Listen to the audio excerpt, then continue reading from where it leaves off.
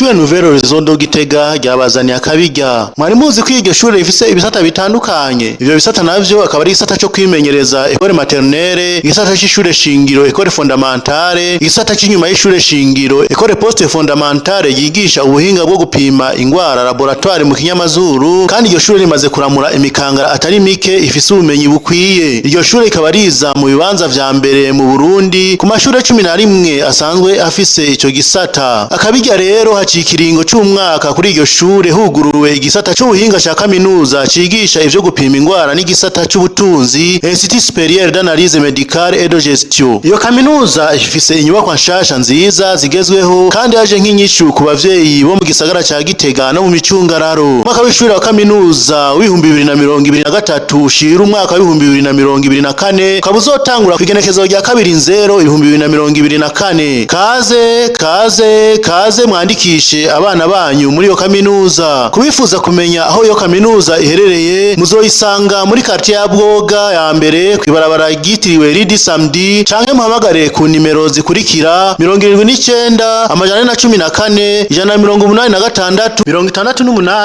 300 860 79 728 142 canke kuri 79 742 165.